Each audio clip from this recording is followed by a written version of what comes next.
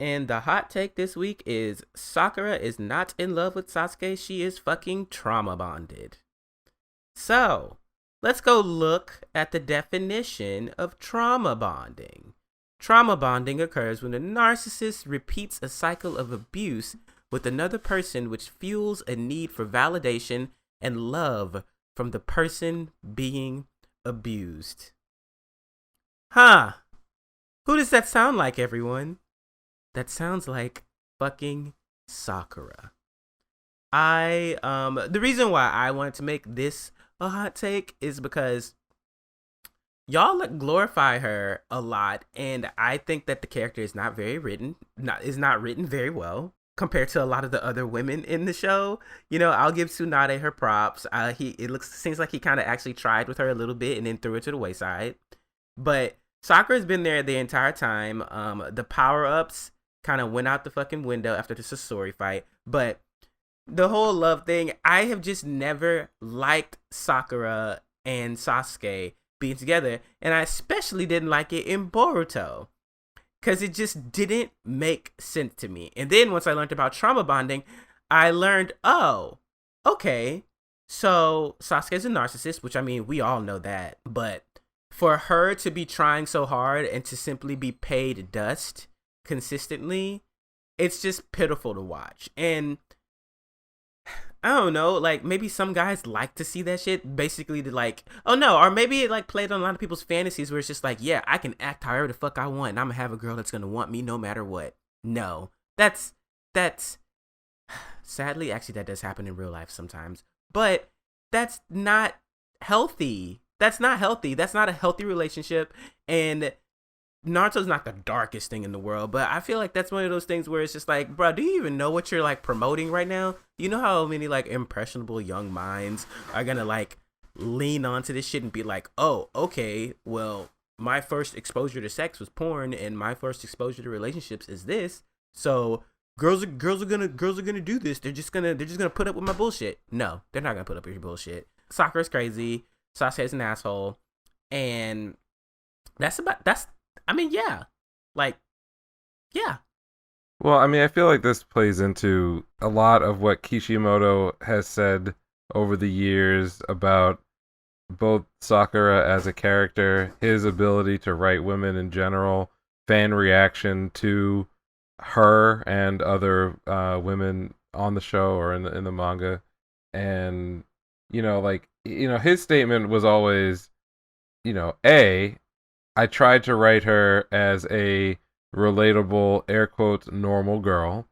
And so this was his idea of what, a real person might do, say, react in certain situations. That she's not perfect, that all the things that readers might latch onto, the narcissism, the trauma bonding, all those things. In one sense, he claims that, like, well, that was purposeful in order to, give her, air quotes, dimensionality.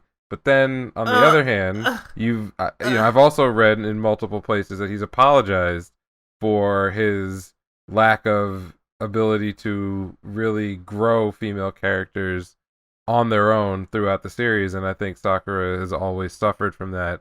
That she never really, why? We never got a motivation, really. I mean, we've gotten backstory, and we obviously saw her grow throughout the series, but there's never really any deep exploration of why she clung on to Sasuke in particular, so but, in general, like, toxic situations.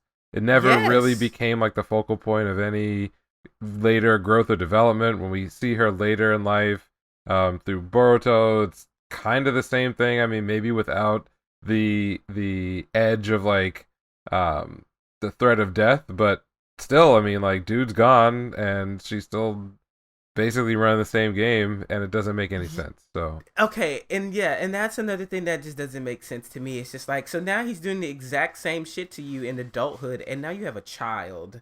It's like, you don't want to write her in a positive light, or in some sense, because even so, if he came back and he apologized for that, that's one thing. But at the same time, it's like, but making a character suffer just to give them some some kind of like dimensionality. It's like it's just I don't know. It doesn't work for me. It's one of my least favorite relationships in Naruto. And like especially when you compare it to like Hinata in Naruto, that like cooked, like it built up over time. You could see Hinata's like, admiration for him. And then they gave it a whole fucking movie to like pan it out and for them to get together. And it made sense.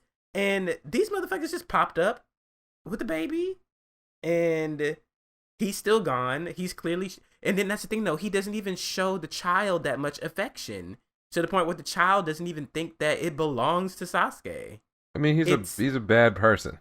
So yeah. This what's very interesting too is that there are plenty of characters in the series who are, they're not necessarily antagonists, but by any measure, they're just bad people.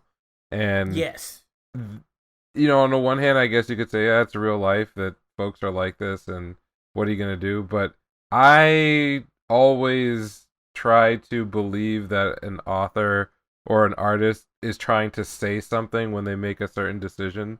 Even say something without saying something, right? Like if you decide not to highlight a character or not to provide them any growth or not to, focus and teach the audience, something through, their relationships and their arc. If you're really not trying, then that also says a lot about, the values that are there. And I think that's always been the problem is that in the initial draft of whatever Naruto was going to be, she was going to have a pretty significant role, because she was one of the initial three, right? And I could imagine a world where her character was given as much attention and a much direction that wasn't so like myopically focused on a different character's story arc, that we could have gotten something interesting. But it just didn't happen. It seemed like he was trying at the beginning of Shippuden, where like she trains with Tsunade.